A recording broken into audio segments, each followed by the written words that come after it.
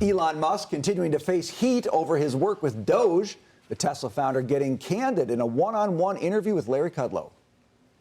You giving up your other stuff? I mean, how are you running your other businesses? With great difficulty.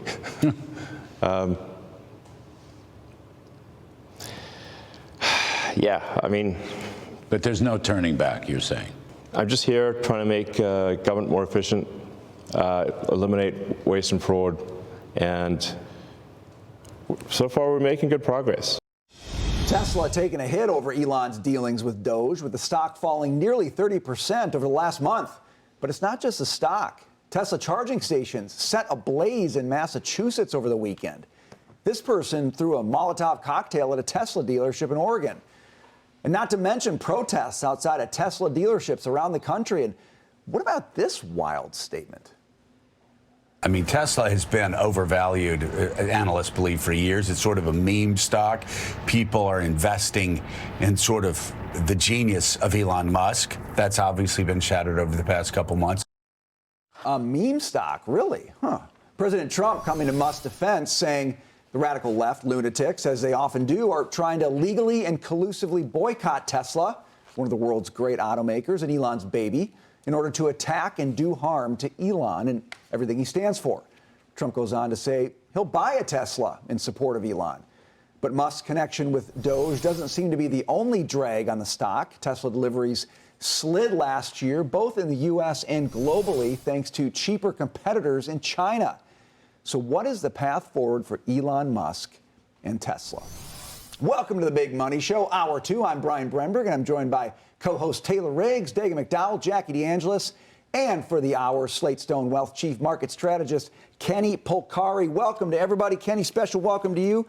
I'll go to you first on this one. When you look at Tesla and Musk, and you look at the government involvement and people trying to light stuff on fire, what do you make? So, well, the lighting the stuff on fire and damaging, I think that stuff is ridiculous, and those people should be taken care of separately. But, you know, I think this is a moment that Elon Musk has to make a decision, right? I understand he's at Doge. I understand he wants to do that, and I think that's great. But there needs to be a strategic advancement of somebody at Tesla to kind of take over, right? There's got to be people at Tesla that they can elevate and put in charge. Obviously, he can't do it all, and he said it to that point to Larry. He said it's been very difficult. And so what he should do is he should make a choice and elevate somebody that can at least appear as if they're taking over for him, right? Now, I like the stock. I don't think it's a meme stock. I wouldn't be surprised to see it, though. It's rallying today, I know, but I wouldn't be surprised to see if it trades back down to test that 180 level. If you go back and look on the chart, that's a level where had been resistance, then it pierced above it, and it came down and tested it. It rose again, and now it's going to test it again, I think. Give me some fundamentals on Tesla. Thank you. Because you got the politics, but you're Mrs. Fundamentals. Yes.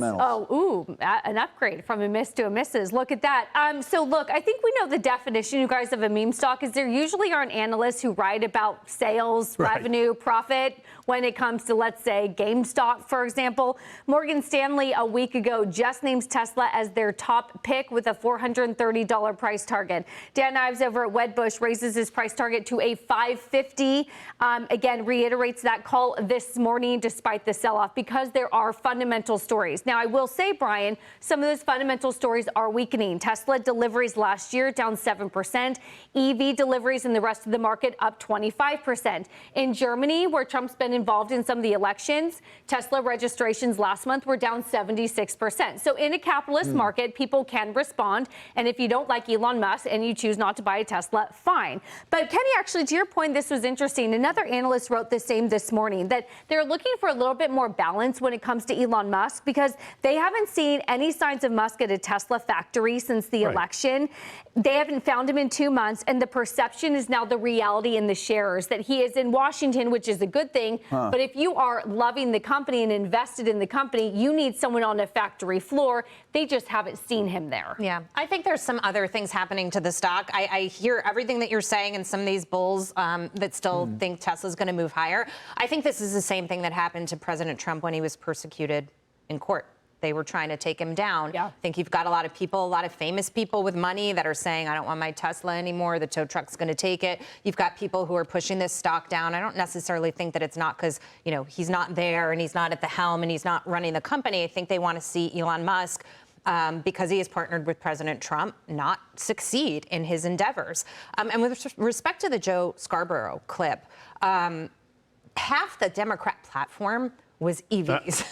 Okay, so for him to sit there and say that this is a meme stock and that there's nothing behind it and there was no reason for this stock to move, I mean, they spent billions and billions of taxpayer dollars on electric vehicles, which we're not ready to sort of get to that next level.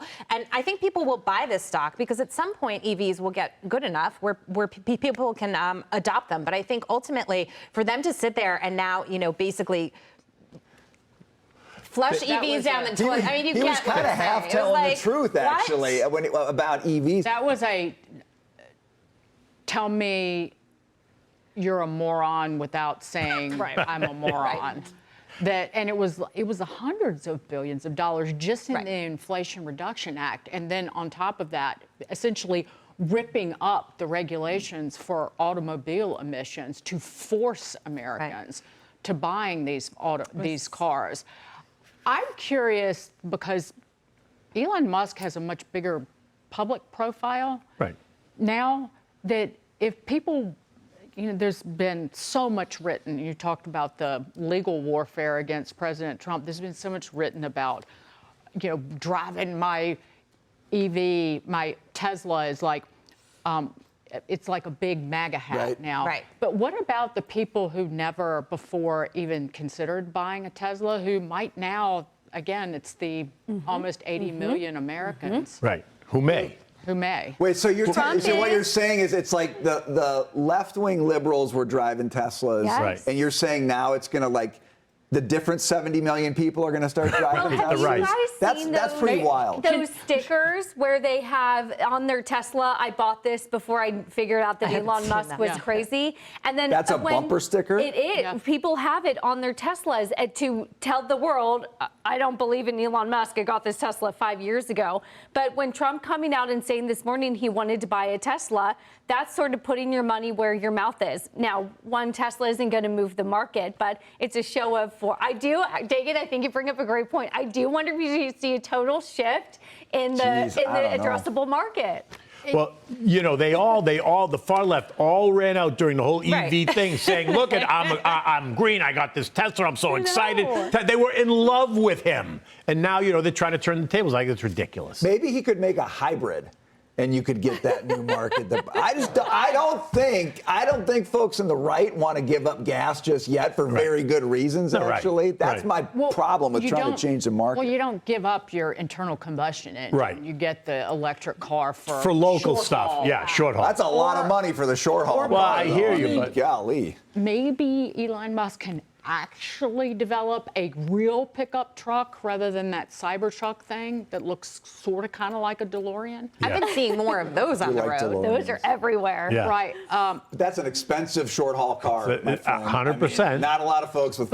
100%. It's the Sheryl Crow video of her loading that Tesla loaded on the flatbed, and she's like, I'm giving money to NPR.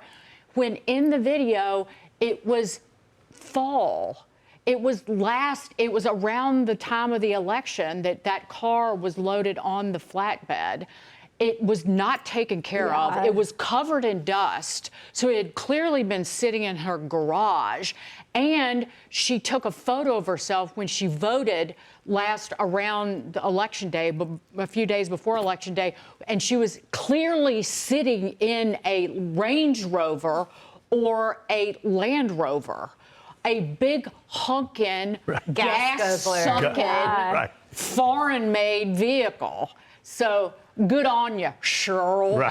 Brian, just Sheryl. Oh, and then she had to come out and say, well, I did, I only put the video out because the Tesla finally sold and now I can give the money away. I was like, this posturing, you bought the Tesla and to posture, to show your, political leanings, and now you're selling it. All she wants to do is have some fun, Taylor. Just for size. That was really good. That was a good one. That was good. Just for size and scope, I don't know if we have a 5-year chart. You're down to 225 on Tesla. Okay, so we've wiped out all the election gains. We're back down to where we were in October. 5 years ago, this was a $20 stock. Right. Okay. So just to put things into perspective, and I'm not Perspective. here to pump up the market. I don't individually own the company, but it is a massive leg down on the right. But on a long-term basis, we're nowhere near 5 years. But if you go back and look at the chart, you'll see we have periods where the stock gives up 35 to 40%, and then it rallies was back. And it gives it volatile, up and it yeah. rallies back. Good historical context.